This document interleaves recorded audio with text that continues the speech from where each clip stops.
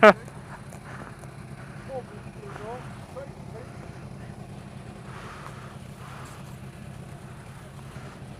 you later.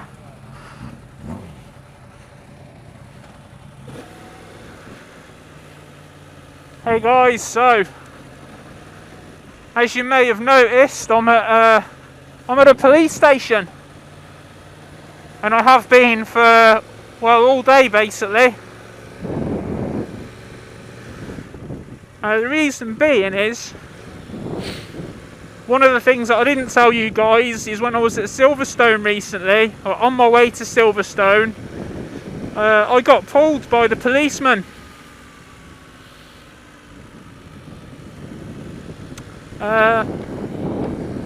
So yeah, I was in Northamptonshire, just outside Towcester, which is obviously where Silverstone is. And I'm just trying to work out where I am at the minute.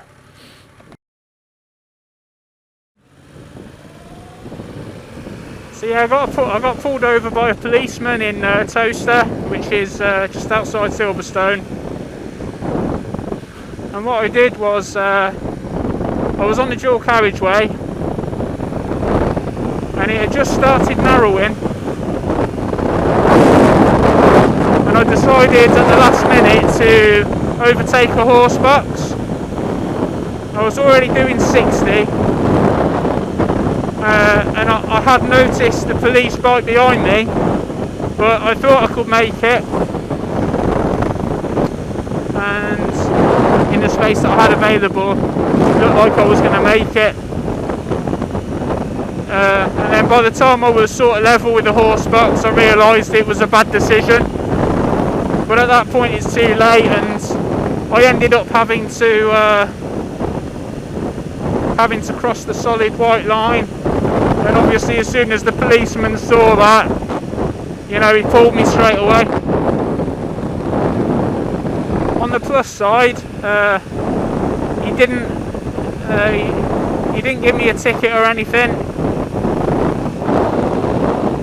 He told me if he'd have felt inclined to do so, he would have probably given me a £100 fine and 3 points on my licence. But thankfully it turned out that he let me off with a warning and gave me a Bikesafe leaflet.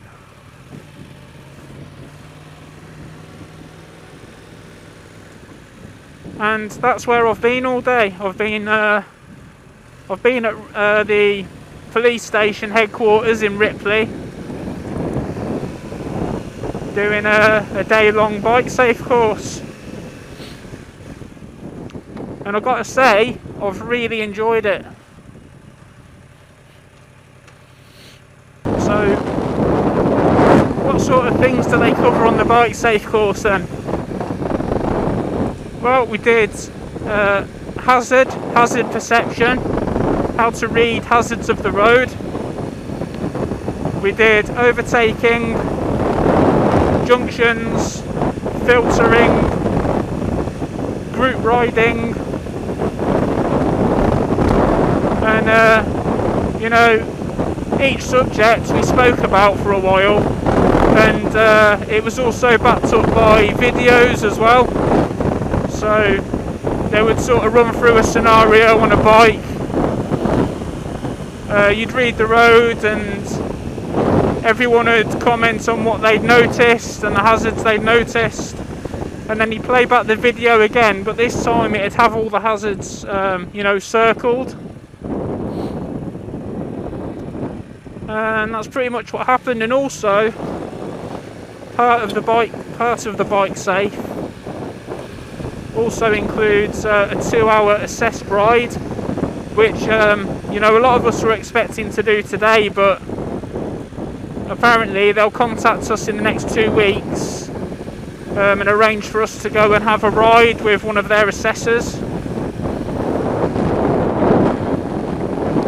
And it's, you know, it's not a test or anything, it's just you know, assessor will follow you on a route, on a 2-hour bike route, assess your riding, tell you your good points, your bad points, and then you can go away and rectify it and really it's all in the name of safe motorcycling and to improve your skills on the road. The weather's absolute garbage, as you can see, but you've got to take it as it comes.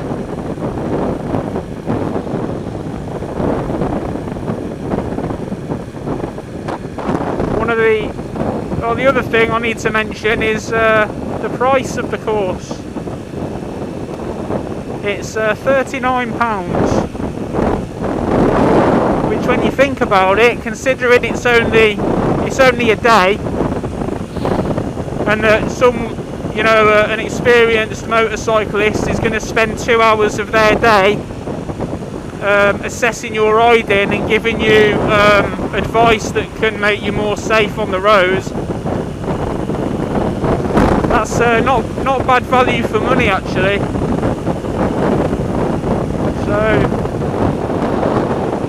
in a way, it was kind of a good thing that I got pulled over by that policeman, because his goodwill made me feel that, you know what, I'm gonna take him up on his suggestion, and I'm actually gonna go and do the Bikesafe course. And yeah, I'm glad I did.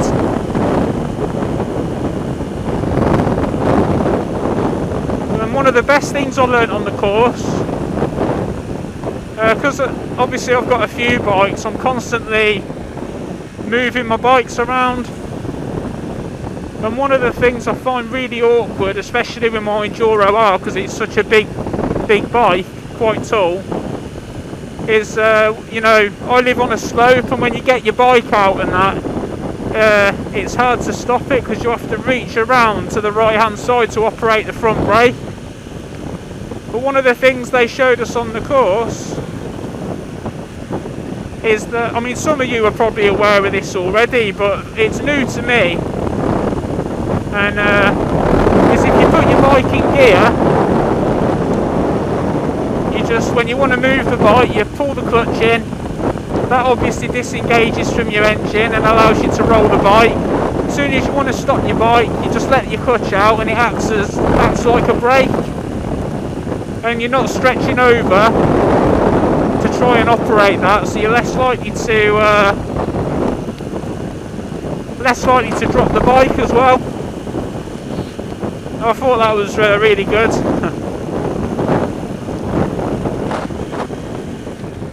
And the other thing, the thing that surprised me as well is just how many people were there.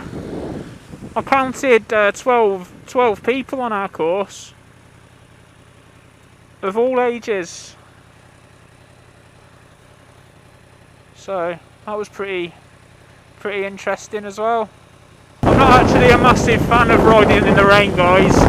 I don't find it enjoyable at all. You know, I can do it when I have to, such as today, but yeah, I don't find any enjoyment in riding in the rain whatsoever.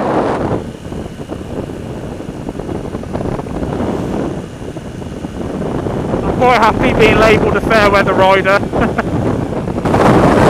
I actually think anyone that enjoys riding in this must be clinically insane. Mental, mate, mental, absolutely fucking mental. That was my bestest impression of a Cockney. Feel free to comment if you like it or think it's shit.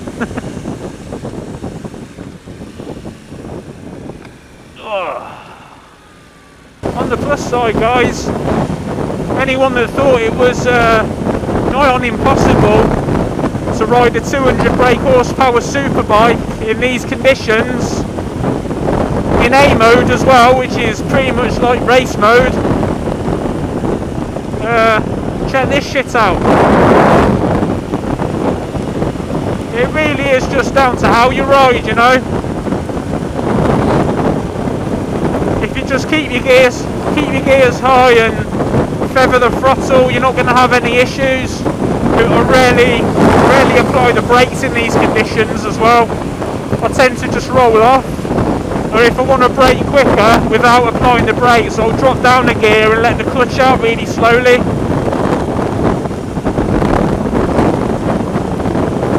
Yeah, smoother you are the better in my mind. On the Bikesafe course they were saying that in the wet your tyres only lose about 15% of their grip in the wet. So that's not too bad considering. Obviously the type of tyres you've got make a massive difference as well, as we all know. But you can see the conditions here, and I'm on Pirelli Super Corsas, which are possibly one of the worst tyres you can get for these conditions, because they're really a summer tyre. But I'm not having too much difficulty, to be honest, saying that. What else am I doing? Oh, taking my Ducati 899 Panigale for its first annual service in a couple of days. So that'll be a fucking shit ton of cash I'm getting raked for, as Ducatis tend to be, you know.